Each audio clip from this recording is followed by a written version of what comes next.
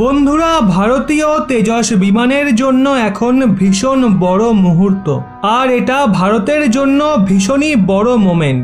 যদি ভারত এই সুযোগকে সব রকম ভাবে ব্যবহার করে ফেলে আর তেজসকে ভালোভাবে ব্র্যান্ডিং করে, তাহলে ভারত আগামী 2 বছরের মধ্যে একটা বড় ডিফেন্স এক্সপোর্টার হয়ে উঠবে।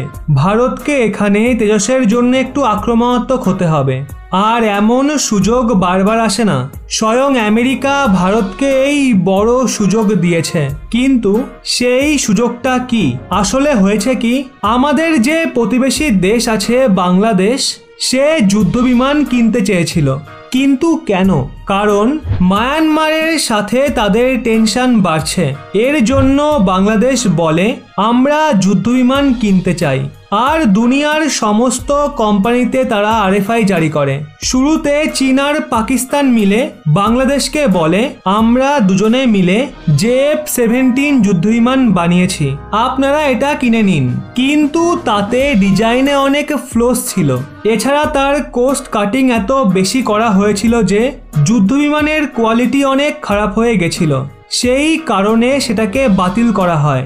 তারপর আসে ভারতের তেজস যুদ্ধবিমান। তো কোয়ালিটিতে ভীষণ ভালো, আর এতে বিভিন্ন ধরনের মিসাইল ফিট করা যায়। রাশিয়ান ইউরোপিয়ান যে মিসাইলই হোক, সব দিক থেকে তেজস বাংলাদেশের জন্য পারফেক্ট যুদ্ধবিমান ছিল। কিন্তু সমস্যাটা ছিল প্রাইসিং এর। ওই সময়ে তেজস ভীষণ দামি ছিল, কিন্তু পরে সরকার কিছু ইনফ্লুয়েন্স করে আর তেজসের যে প্রাইসিং ছিল সেটাকে অনেক কম করে দেয়। মানে বাংলাদেশের কেনার জন্য এটা সব দিক দিয়ে সেট ছিল, কিন্তু এন্ডিং পয়েন্টে আমেরিকা এখানে এন্ট্রি মারে। আমেরিকা বাংলাদেশকে অফার দেয়, আপনারা আমাদের যে F-16 যুদ্ধবিমান আছে সেটা যতগুলো কিনতে চান আমরা আপনাদের তা দেওয়ার জন্য প্রস্তুত আছি, আর প্রাইসিংও আমরা অনেক কম রাখবো। আর আপনারা সবাই তো জানেনই যে F-16 যুদ্ধবিমান আছে সেটা দুনিয়াতে সব থেকে বেশি বিক্রি হওয়া যুদ্ধবিমানের মধ্যে পড়ে।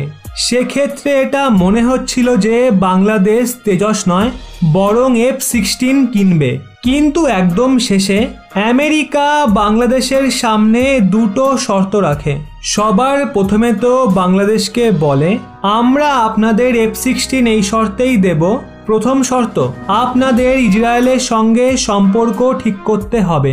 আর দ্বিতীয়ত, ইসরায়েলের ওপর আপনারা যে ট্রাভেল ব্যান্ড লাগিয়ে রেখেছেন, মানে কোনো বাংলাদেশি বাংলাদেশের পাসপোর্ট ব্যবহার করে কখনোই ইসরায়েলে ঢুকতে পারবে না, সেটাকে সরাতে হবে। বাংলাদেশ কি এটা মেনে নেবে? তো এর পরিষ্কার জবাব হলো না।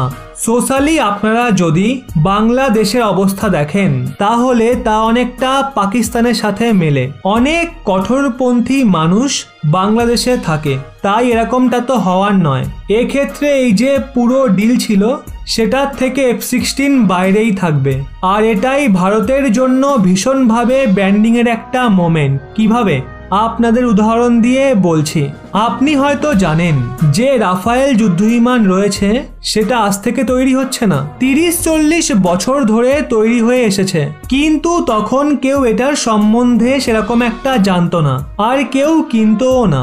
কিন্তু 2016-তে ভারত এর কোয়ালিটিকে চিহ্নিত করে সেটাকে কিনে নেয়। তারপর ফ্রান্স কি করা শুরু করে, দুনিয়া জুড়ে ব্র্যান্ডিং শুরু করে দেয় যে দেখুন ভারতের সামনে সুখোই F-16, আমেরিকার F-18 সুপার হর্নেট, এছাড়া MiG-35 এর মতো বিখ্যাত যুদ্ধবিমান ছিল, কিন্তু ভারত বেছে নেয় আমাদের রাফায়েলকে। মানে আমাদের রাফায়েল সব থেকে বেস্ট। আর এটা বলে ফ্রান্স ভীষণই আক্রমণাত্মক ব্র্যান্ডিং করে।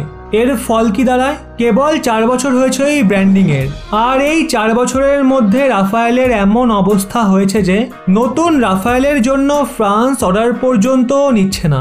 তাদের সেনা 10-12 বছর ধরে যে রাফায়েল ব্যবহার করেছে সেগুলো বিক্রি করছে, আর ওই পুরনো রাফায়েলের জন্য ফ্রান্স $100 মিলিয়ন চার্জ করছে। আপনাদের একটা উদাহরণ দিয়ে বলছি, $100 মিলিয়নে আপনারা একটা নতুন F-35 পেয়ে যাবেন। যেটা একটা স্টেলথ ফাইটার জেট। তাহলে বুঝতে পারছেন ব্র্যান্ডিং এর পাওয়ার ঠিক কতটা। এক্ষেত্রে ভারতের কাছেও এখন সুযোগ আছে। ভারত এখানে আরবিয়ান কান্ট্রিগুলোকে, এছাড়া যে দক্ষিণ আমেরিকান দেশ রয়েছে আর যে সাউথ ইস্ট এশিয়ান কান্ট্রিগুলো রয়েছে তাদের এটা বলতে পারে, দেখুন বাংলাদেশ তেজস কিনেছে, যেখানে তাদের কাছে আমেরিকান F-16 কেনার অপশন ছিল। তারা চীনের JF-17 কিনতে পারত, কিন্তু তারা তেজসকে কিনেছে। সেই জন্য আপনারাও কিনতে পারেন। এটা ভীষণই দুর্দান্ত একটা ফাইটার জেট। ভারতকে শুধু এটা নজরে রাখতে হবে যে যেভাবেই হোক বাংলাদেশের সাথে এই ডিল করতেই হবে।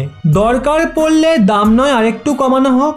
দ্বিতীয়ত, ব্র্যান্ডিং ভীষণই আক্রমণাত্মক করতে হবে। আপনারাও দেখে থাকবেন অনেক সময় বাজারে অনেক খারাপ জিনিস থাকলেও তাদের ব্র্যান্ডিং এত ভালো হয় যে মানুষ সেটাকে বেশি দাম দিয়ে কিনে নেয়। কিন্তু অনেক জিনিস এমনও থাকে যেগুলো অনেক ভালো হয়, কিন্তু তাদের ব্র্যান্ডিং খারাপ হওয়ার কারণে না কেউ জানতে পারে আর না তো কেউ সেগুলো কেনে। সেই জন্য ভারতকে ব্র্যান্ডিং এর ওপর বিশেষ নজর রাখতে হবে। এক্ষেত্রে ভারতকে অনেকটা আক্রমণাত্মক হতে হবে আর তাদের ডিফেন্স এক্সপোর্টের দিকে বিশেষ নজর রাখতে হবে। এই বিষয়ে আপনাদের কি মতামত তা অবশ্যই নিচে কমেন্টে জানান। ভিডিওটি পারলে প্রত্যেককে শেয়ার করুন আর এরকমই ব্যাক টু ব্যাক আপডেট পেতে রহস্য বাংলা এই চ্যানেলটি সাবস্ক্রাইব করে পাশের বেল আইকনটি অল করে রাখুন।